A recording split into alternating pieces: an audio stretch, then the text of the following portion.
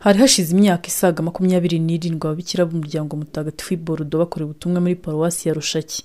Ubutumwa bari bashinzwe harimo gukurikirana ibikorwa by'ikigo nderabuzima cya Rushaki ndetse n'ibikorwa by'uburezi muri iyi paruwase, cyane cyane aho bitaga ku bana b'incuke. Kuri wa 14 Nyakanga 2024 nyiricyubahiro Musenyeri Papias Musengamana, umwepiskopi wa Diocese Gatolika ya Byumba, yatuye igitambo cy'Ukaristiya muri paruwasi ya Rushaki mu rwego rwo gushimira uyu muryango ibikorwa wakoze cyane cyane mu bihe bikomeye bya nyuma ya Jenoside yakorewe Abatutsi mu Rwanda mu mwaka w'1994, babasha kugarurira icyizere abaturage. Yavuze ko Diocese Gatolika ya Byumba ishima umurava baranze mu kwitangira ubwo butumwa. Ababikira baje hano Rushaki mu 1997, nko tubizi igihugu cyacu cyari kigisohoka muri Jenoside yakorewe Abatutsi muri 1994. Hari abantu benshi cyane barapfuye, abandi bagihunguka, ibintu byose byarasenyutse, abantu barataye icyizere cy'ubuzima. Ababikira baje muri icyo gihe gikomeye cyane bari batangiye guhunguka bagaruka, abari barasigaye bari hano ariko batazi icyo bafata n'icyo bareka. Ababikira baza muri icyo gihe rwose mu butumwa, babana nabo barabafasha. Hari inkomere, hari abarwayi, hari abari barihebye batazi icyo bakora,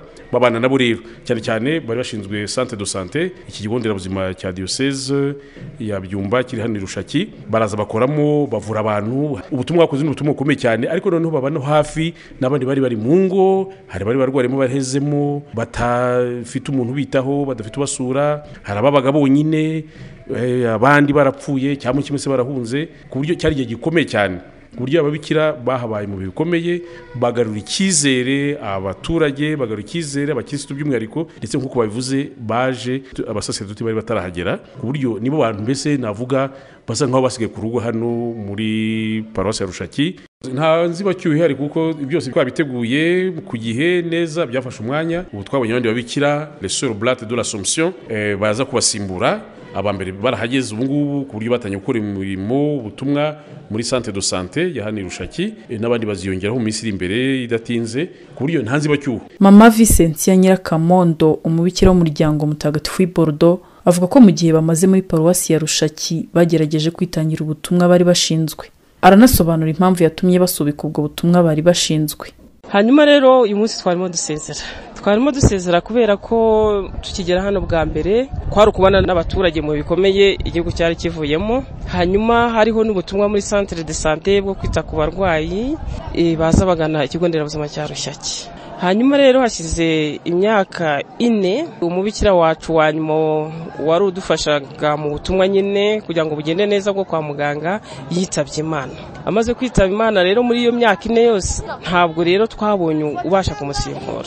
Ko ntabasha kumusimbura rero kandi nta n'uwo tubona hafi ahangaha, byabaye byiza ko kugira ngo ubutumwa bwa Kiliziya bukomere kandi ibikorwa bya Kiliziya bikomeze mu buryo bwiza, habaho ko habonetse abandi bakomeza ubwo butumwa, byarushaho kubaka Kiliziya kandi bugarushaho gukomera. Kubw'ibyo rero nyine habaje kuboneka ko ababikira Oblates de l'Assomption bafite abaganga baza bagakomeza ubutumwa. Ubwo rero natwe twagomba kujya kubukomereza ahandi.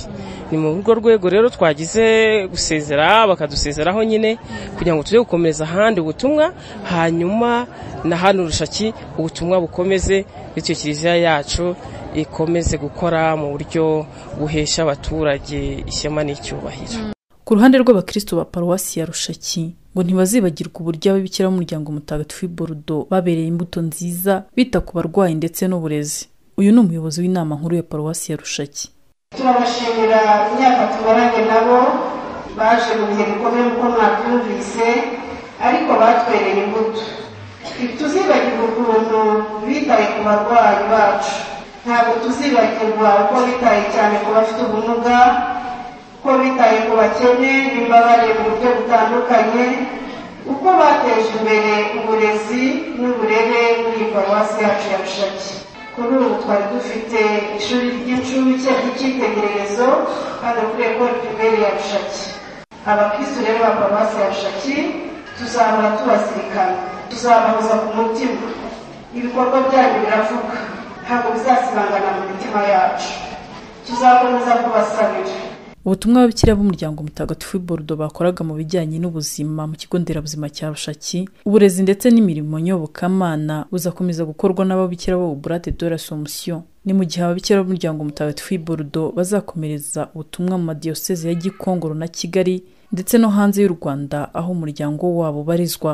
Joseline Musabyimana, Radio Maria Rwanda, i Rushaki muri diyoseze ya Gatolika ya Byumba.